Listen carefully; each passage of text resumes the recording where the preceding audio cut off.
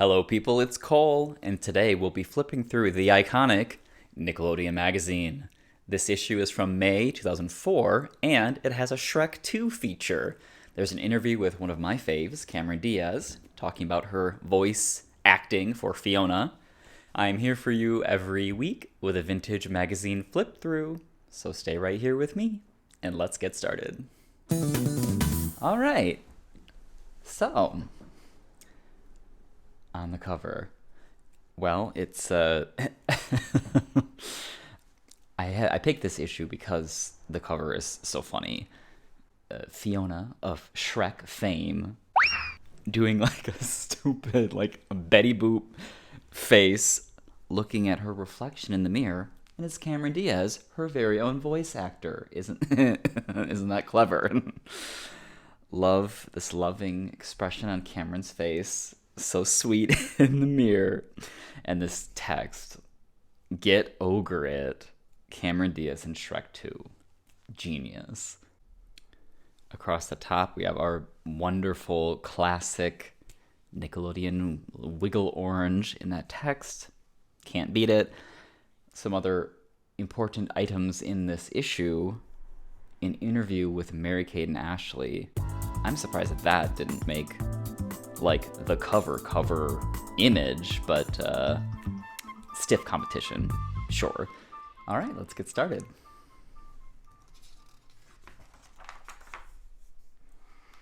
Okay, so I remember seeing this disgusting, totally gross Juicy Fruit ad before. Last time I flipped through Nickelodeon Magazine with Hilary Duff on the cover, remember? This Strappleberry, like a fictional fantasy fruit. It's a gum ad for Juicy Fruit Strappleberry. There's also Grape or Melon, which I'm sure is equally as repulsive. I don't know why it bothers me so much. I think that the pores in the fruit, like the inserted vines, it's just like very... It's just grotesque, I guess. Yeah. Doesn't make me want to eat it, that's for sure. And then, I don't think we had this last time in the other issue, which was a whole gotta have twisted comic, a gum comic to go along with the gum. Okay, what's the deal here? It's a purple hair preppy girl with a plaid skirt and a collar, shirt, and a sweater in a dark school hallway, secretly chewing gum like a drug fiend. She laments that it's probably not a good idea to chew Juicy Fruit Strappleberry in front of too many people because everyone's gotta have it, including the lunch ladies. I don't know why this whole thing is like, it looks like it's at night. It's very dark, extremely dark color scheme. It's very, it adds to the scariness of this juicy fruit sort of addiction that's going on in this school, an epidemic, really. Frightening.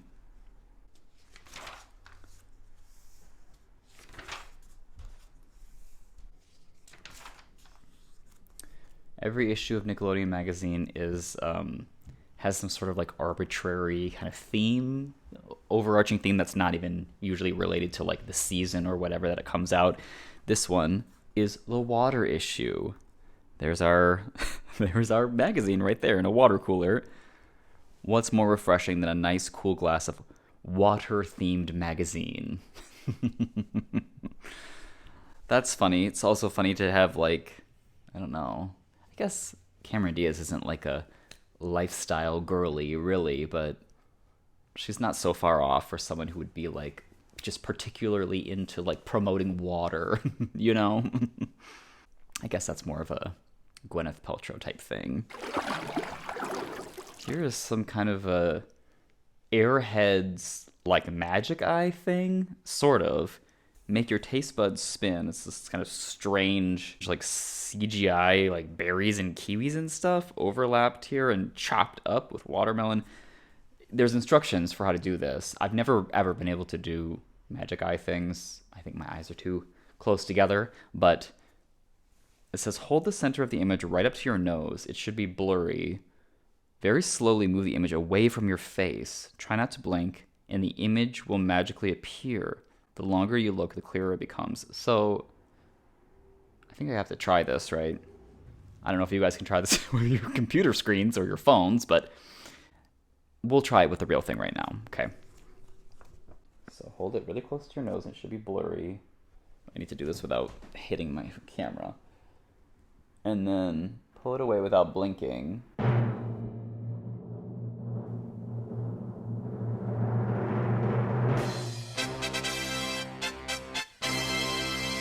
Nothing. Let me know if you were able to make this thing work for yourself.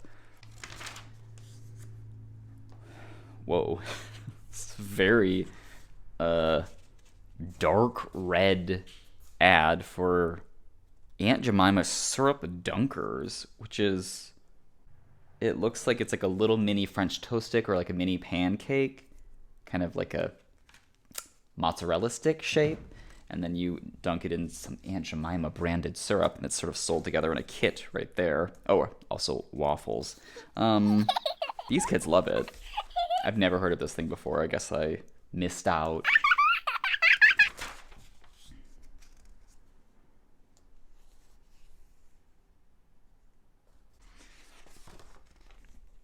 The celeb page. We love celebs. Oh, I was just speaking about Gwenny. She's right here. We asked these 6 celebs, do you sing in the shower? Water issue, remember water? Gwyneth Paltrow says, occasionally, whatever I've heard on the radio that morning. Oh, she listened to the radio. So earthy, so real. Every celeb questioned, in fact, sings in the shower, which is interesting because I surely don't do that. Alicia Keys is a singer, so that's not surprising. Matt Hoffman, pro BMX rider. Oh, he doesn't sing in the shower because he doesn't take showers. He just has that nasty BMX body odor. Okay, get into it.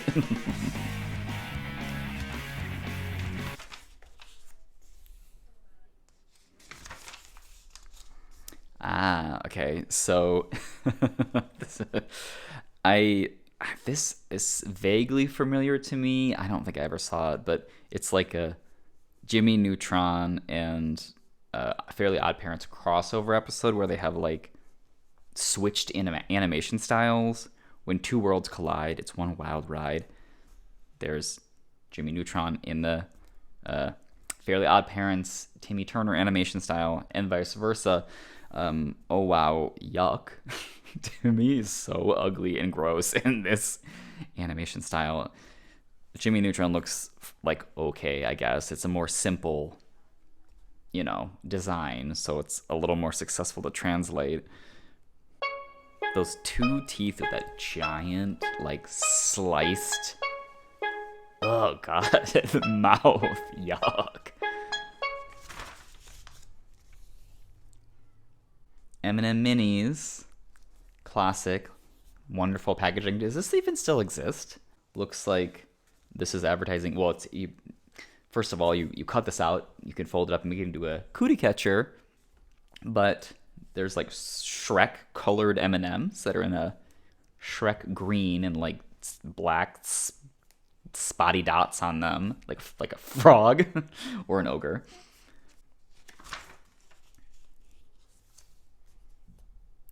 Okay, so on this side, we have this pirate thing. Are you ready to talk? It's like pirate facts. Sort of a true and false learning about pirates, pirate lore. Pirates had parrots, that's true for entertainment and because they were sort of like a status symbol thing to have, which makes sense. Pirates also have peg legs and patch eyes. That was often true, it says, because of injuries. You might have to use materials you have on hand, like a piece of wood or a fabric eye patch, because you're not going to go to the hospital when you're on a pirate ship, so you just work with what's available to you. And then over here, more pirate graphics. All pirates were men. This is false. Okay.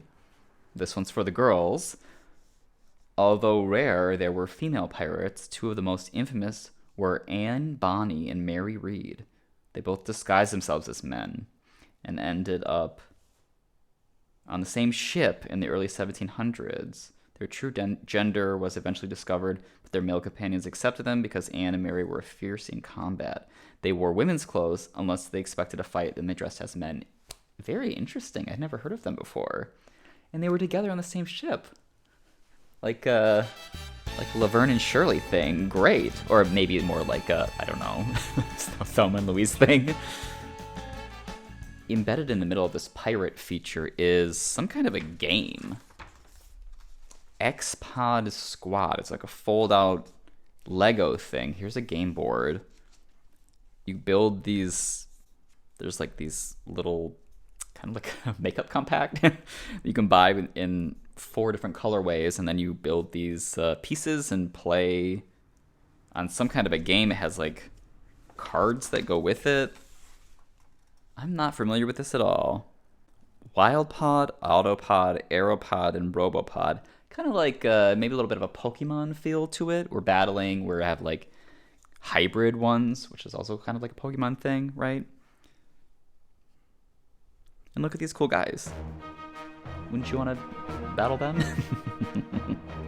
With the zip-off pants and the Velcro shoes. Yes, tough. Got milk. Classic. Got milk. Want instant fame? Just add milk. It's like a milk sweepstakes. One grand prize winner will receive a trip for 4 to New York City to appear in a milk mustache ad with their favorite Nicktoon character in Nick Magazine. That's a good prize. Here's our selection of characters. For example, we have Jimmy Neutron, Cosmo, My Life as a Teenage Robot. I don't remember what her name is. She's got a brown, kind of gross, brown milk mustache because she has white skin. Tommy Pickles, all grown up. There's Wanda, and I don't know him. Familiar or vaguely familiar. I don't recognize him though. And that's you. Right there. The milk chugging winner. Double-sided water pranks cutout thing. There's like a fake control panel for a drinking fountain. Tape that on there. Silly prank. And on the back, a bathroom pass. That's like you have to you would have to fill out to say if you were doing number 1, number 2, number 3, just faking it. I was about to be called on and I don't know the answer. I'm meeting Secretary of Defense Donald Rumsfeld in stall 6 to discuss military strategy. I'm recording a duet with Jay-Z. The bathroom has excellent acoustics. That's funny. Over here is a Mad Libs style fill-in, like fishing kind of story.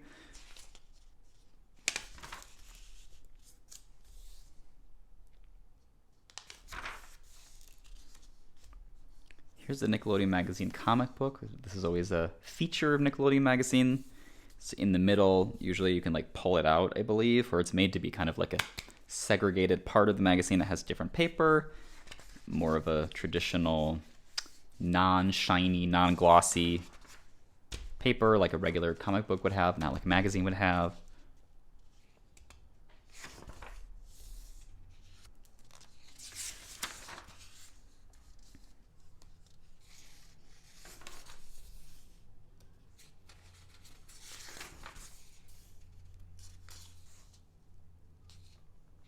A Jimmy Neutron Boy Genius comic. It's always so weird to see these like illustrated. Nickelodeon Magazine has done this. I've seen this before too, where they do like a non-matching illustration style for like a comic version of like a computer animated cartoon or something. Sort of weird to see it translated flat. It always looks wrong, you know.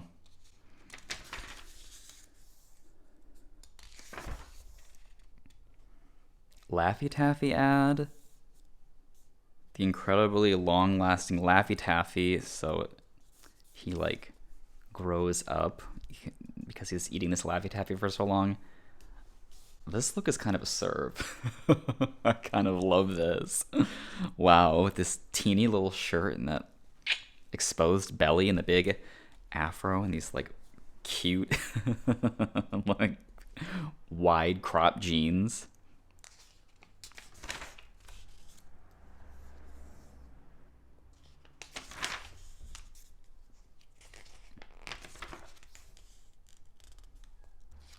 new from Nick Candy, Toon Pop Candy.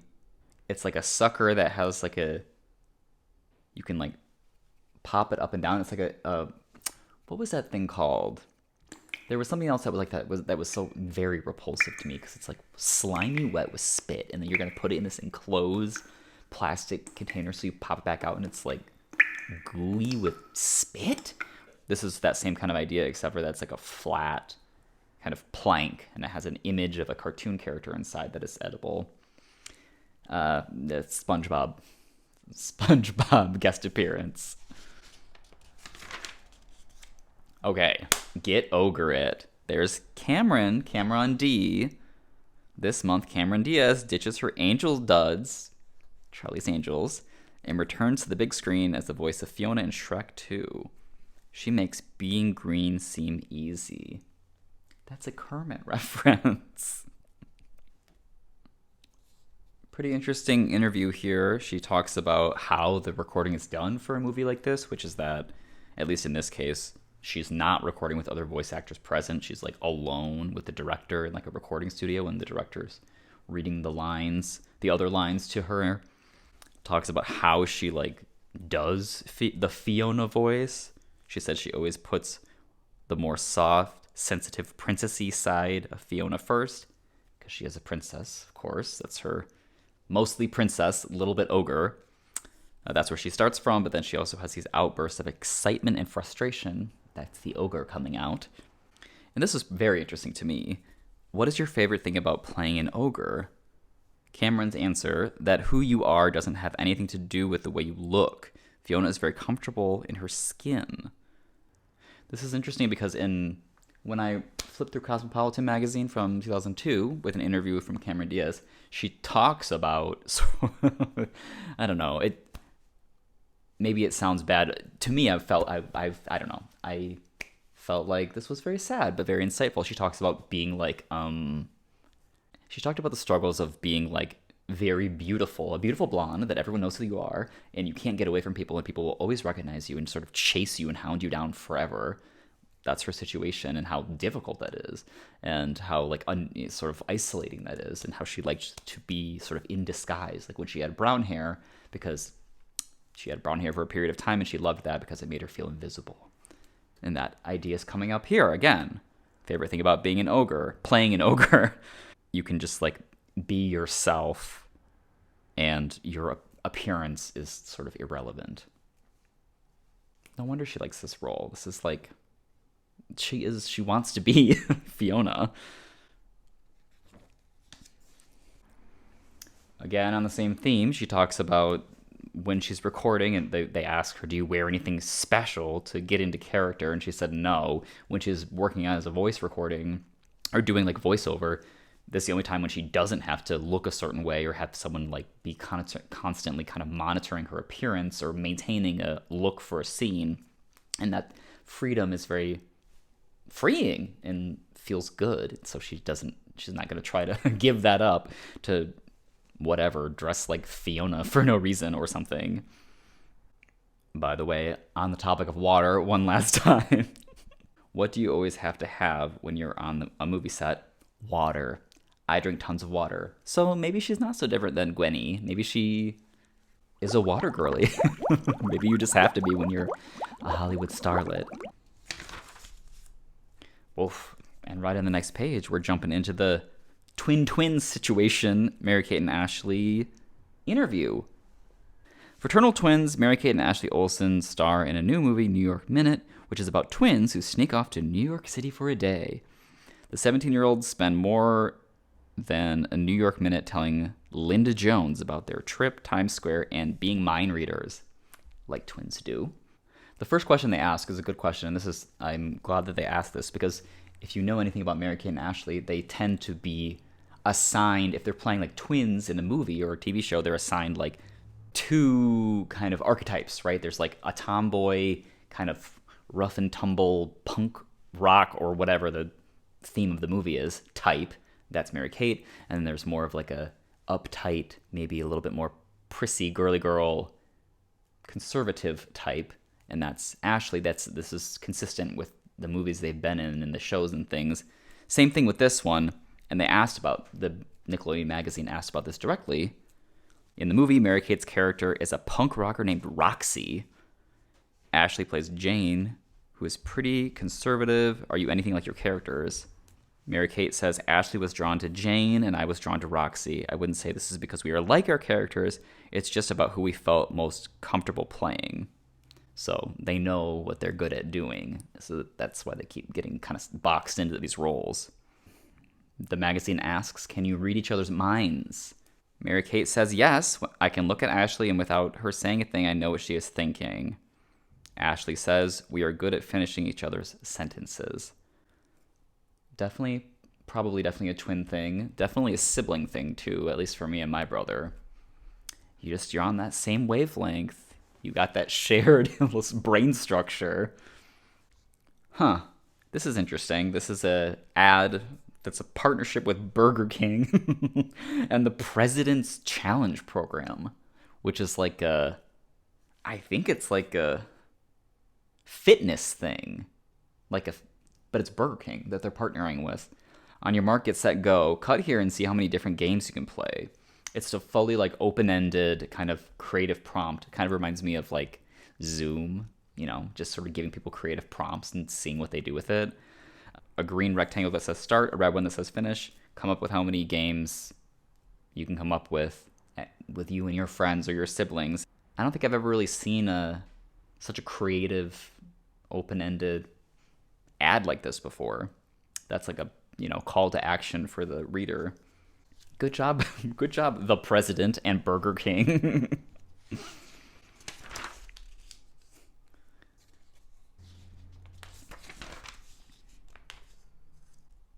Ooze news. What's new on Nick? Do you recognize this lady? It's Ginger Foutley's mother from As Told by Ginger in a bathrobe. It says on Sunday, May 9th, Nick celebrates Mother's Day with mom-themed episodes of Nicktoons, including Rugrats, SpongeBob SquarePants, Hey Arnold, As Told by Ginger, The Fairly Odd Parents, My Life as a Teenage Robot, and The Adventures of Jimmy Neutron Boy Genius. That sounds great.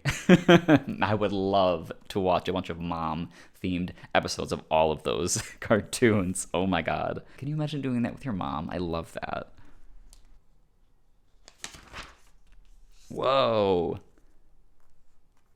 Shrek 3D ad with removable, real 3D glasses that you could actually take out. Do you see that? You could pull these out of the magazine. I'm so glad these were included in here still.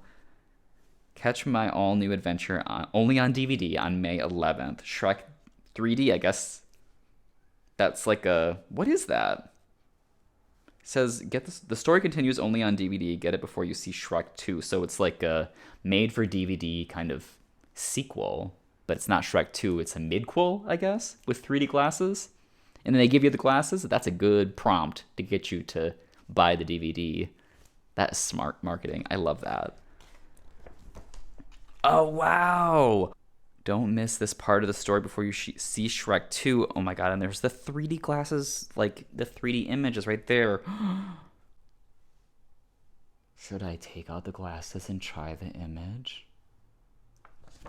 Oh no, this is...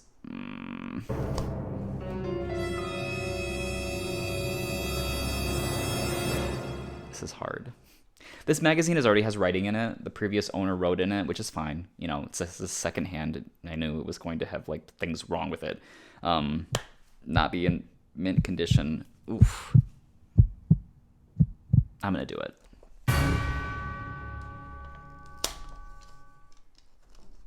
This is for you, my viewers. I'm defacing a piece of history to give you an optimal viewing experience. Okay, so here's the glasses. So check that out. Wow. All right. Let's see how this works. I mean, it kind of works. It's not very, well, it's okay. The actual, whole mass of characters is lifted up 3D from the sky background. That did work. So fine. Oh, this is also boosted out in front here. This Shrek 3D with the free Skittles. I wish you guys could try this on here. Does that work for you? Looks good, right? We'll put these back where they went. Maybe I can even restick them because it has like that boogery, goobery thing that magazines use to hold things in place. Oh yeah, it just sticks right back down. This is no big deal.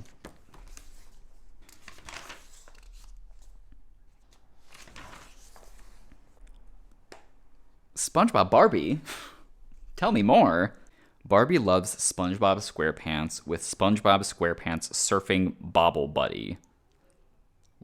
What? Okay. She's in like a little like surf shirt, you know, like a Hoku surf shirt with a visor and some little board shorts and surfboard, of course, SpongeBob theme, and then here's her Bobble Buddy SpongeBob helping her surf. Okay. Up here, whatever you want. In the December-January issue, we asked readers to come up with 3 New Year's resolutions for a famous person or character from the past or present. Here are our winners and honorable mentions. For Smeagol, their New Year's resolutions are to see a psychologist about the split personality deal, join a support group for One Ring addicts, and finally get those nasty hobbitses. What I really want to get into is the second Barbie mention we have right up here, Barbie. Barbie's New Year's resolution, according to somebody, is dump Ken and get a new boyfriend.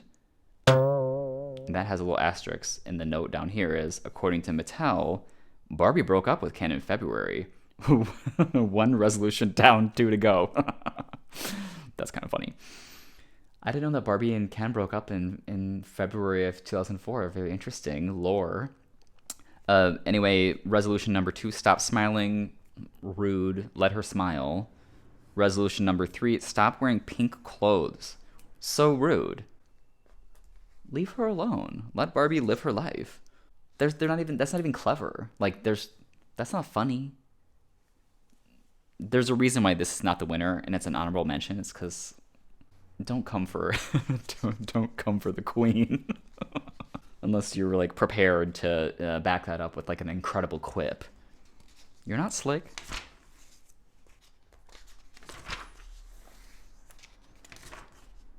Okay, last page here. They're always doing this like body horror stuff in Nickelodeon Magazine. I don't like it, but I'm not the target audience. So, grow more fingers, Posttopia.com. Oh, this was like a serial gaming website. I never used this or went to this myself, but perhaps you did. Please let me know if this is familiar to you. And if you did indeed grow more fingers to do it. We have Honeycomb Stunt Bike, Sugar Bear's Wacky Water Skiing for Golden Crisp, Strawberry Blasted Sky Glide, Bedrock Bobsled and Blowout, and Big Barney Chase. Those are the last 2 are Pebbles things, Cocoa Fruity Pebbles. Here's our cereals down here. Lovely collection of 2004 faves: Waffle Crisp, Cocoa Pebbles, Fruity Pebbles, Golden Crisp, Alphabets. I do remember some Alphabets in my life. Honeycomb, Oreo O's, another favorite, Oreo O's, even though they don't really taste like Oreo and they rip up your mouth very bad. I did like them. And Strawberry Blasted Honeycomb, that sounds good. Okay, on the back, Backyard Baseball, play with the pros as kids. Okay. Alex Rodriguez, that's what he looked like as a kid, if you didn't know. Be an all-star, take the field with backyard kids and kid versions of your favorite Major League Baseball stars. What a weird concept for the PlayStation 2. Well, there you have it. Nickelodeon Magazine from May 2004. If you liked this video, give it a thumbs up like. It really helps me out if you do. I would certainly love to hear from you in the comments. Let me know any of this stuff familiar to you, any fond Nickelodeon memories come back to you. Do you love Shrek? I will see you all next week with another new video. So until then, take care.